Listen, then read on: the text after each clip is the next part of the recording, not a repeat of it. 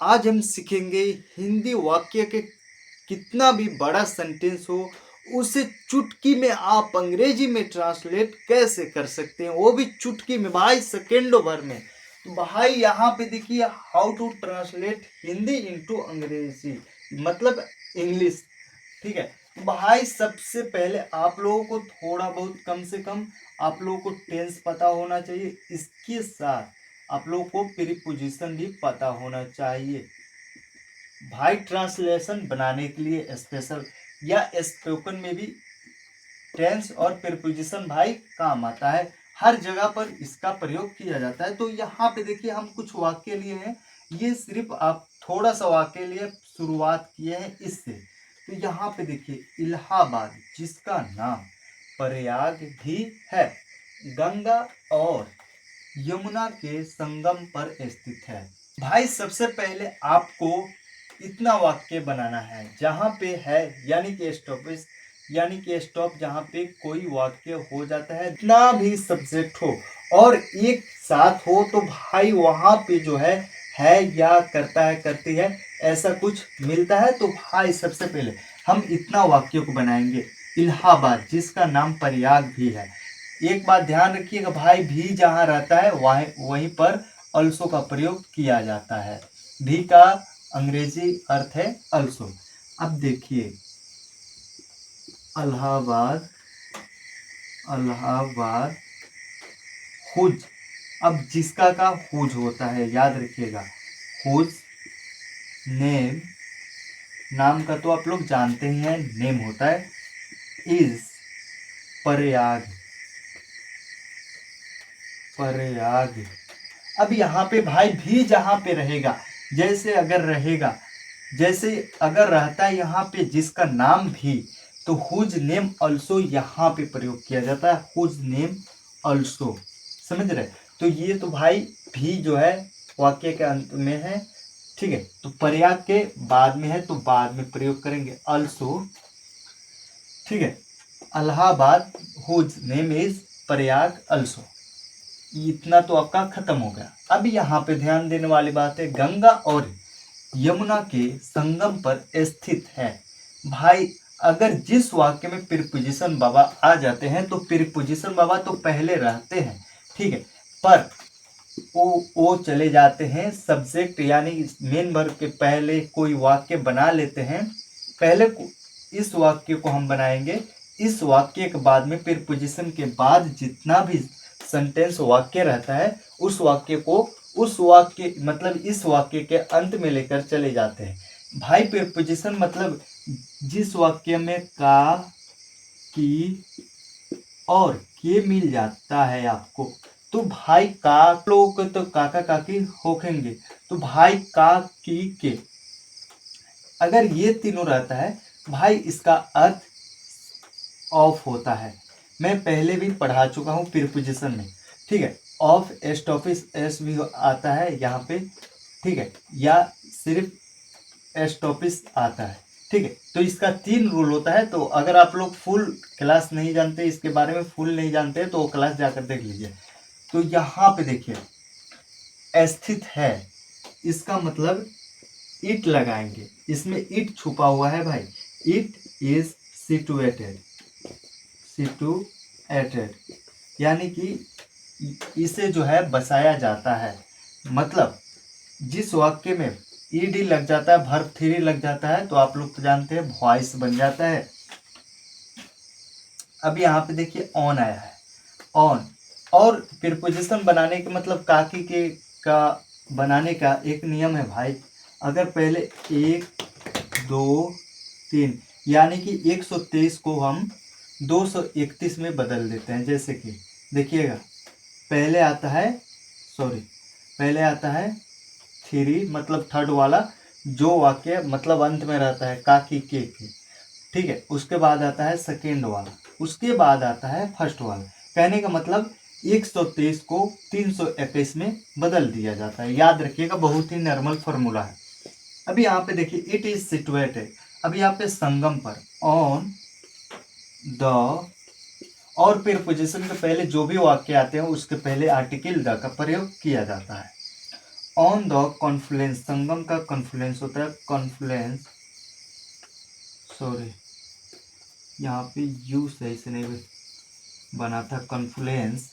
अब यहाँ पे देखिए गंगा और यमुना के, भाई अगर एंड से जुड़े दो वाक्य रहेंगे और काकी के लगेगा तो भाई पहले वाला मतलब और के पहले वाला वाक्य उठाते हैं। Confluence of the Ganga and Yamuna, Yamuna. भाई देखिए कितना सिंपल साधारण इजली हम बता दिए और आप लोगों को शायद समझ में आ भी गया होगा। भाई ये फॉर्मूला जरूर याद रखिएगा मेरे दोस्त। यहाँ पे देखिए Allahabad whose name is Prayag also, it is situated on the confluence of the Ganga and Yamuna. भाई इसी तरह से यमुना के भी काम चल गया, तो आप यहाँ पे भी 10 लगा सकते हैं। तो इसे स्क्रीनशॉट कर लीजिए। अब हम बड़ा वाक्य लेकर देखते हैं, कुछ ऐसा बड़ा वाक्य लेकर देखते हैं जिसमें जो है हर कोई उलझ जाता है बनाने में। बाप रे इतना बड़ा भाई हिंदी वाक्य है, हम इसे कैसे अंग्रेजी में ट्रांसलेट करेंगे।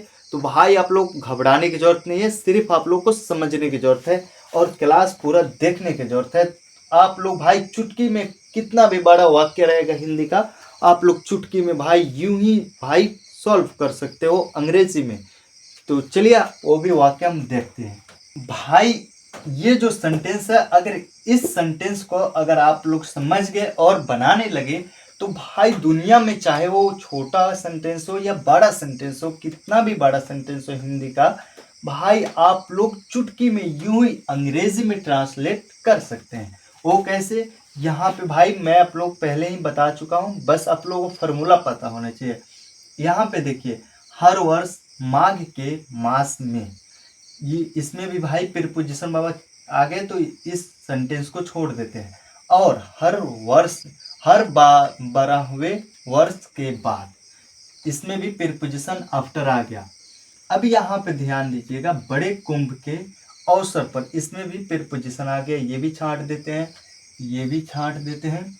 अब यहाँ पे ध्यान दीजिएगा लाखों हिंदू यात्री, बस इतना ही हमारा सब्जेक्ट है।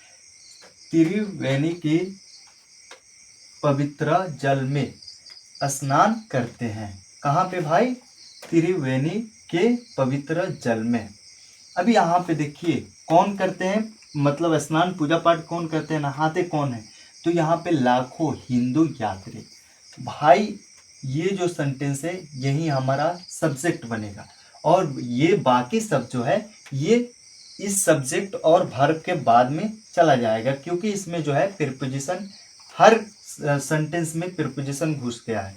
ठीक है, तो यहाँ पे लाखों हिंदू यात्री, यात्री को तो आप लोग जानते हैं ट्रेवलर्स होता है।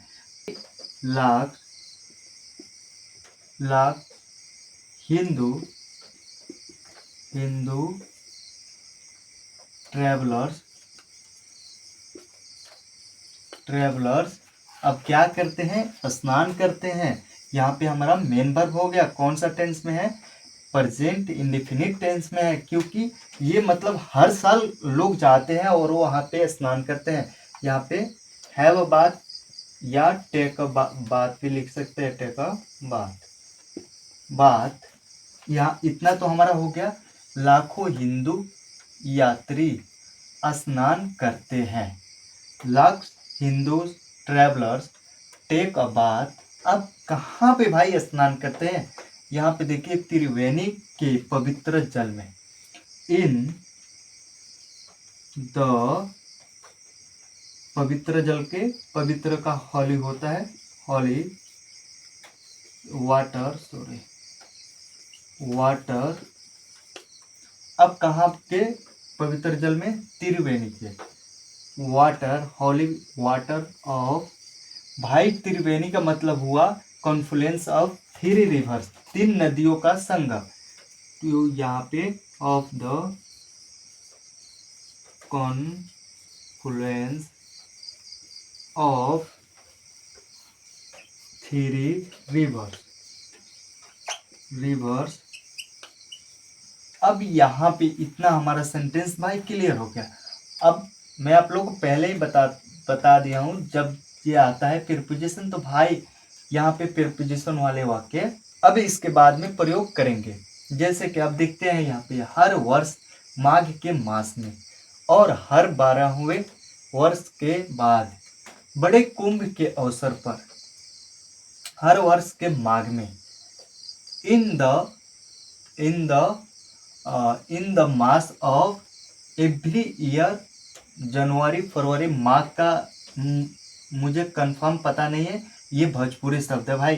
तो जैसे जनवरी फरवरी कोई एक कंफर्म महीना होगा जिसमें जो है क्या बोलते हैं कुंभ के मेला में लोग जाते हैं त्रिवेणी घूमने के लिए।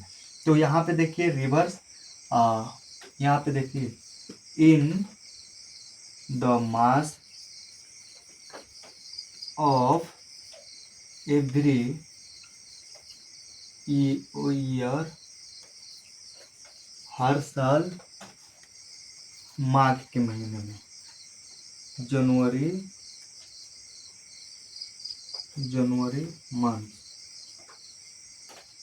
मंथ इतना हो गया। अब इसके बाद फिर एंड देंगे।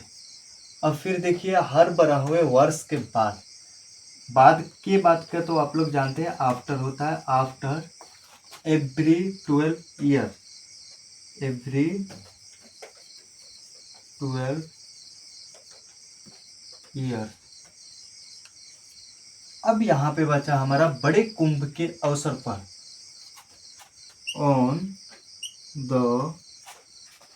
ऑन द कहाँ पे गया भाई, बड़े कुंभ के अवसर पर, ऑन द ओकेजन या हॉलीडे भी लिख सकते हैं, ओकेजन ऑफ बिग कुंभ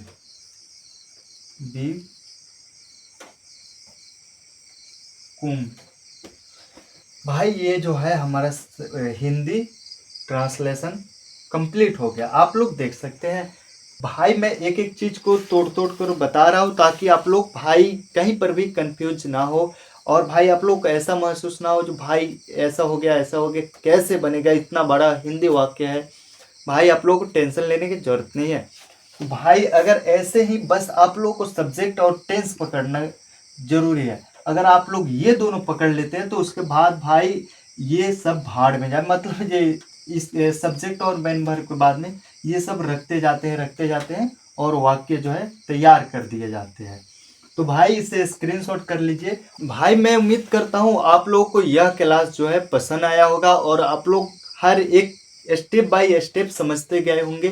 तो भाई इसी तरह से आप हर कितना भी बड़ा हिंदी वाक्य का सेंटेंस हो आप इजीली उसे सॉल्व कर सकते हैं इनटू इंग्लिश में। तो भाई सिर्फ आप लोग को सब्जेक्ट और मेन वर्ब और उसके बाद जो है वो रखते जाना है और उसके बाद आप लोग आसानी से बना सकते हैं। तो भाई मैं इस क्लास को यहीं पे ख़त्म करता हूँ ताकि आप लोगों को यह क्लास बोरिंग भी ना लगे। तो भाई फिर मिलते हैं हम अगले क्लास में, तब तक के लिए जय हिंद, वंदे मातरम।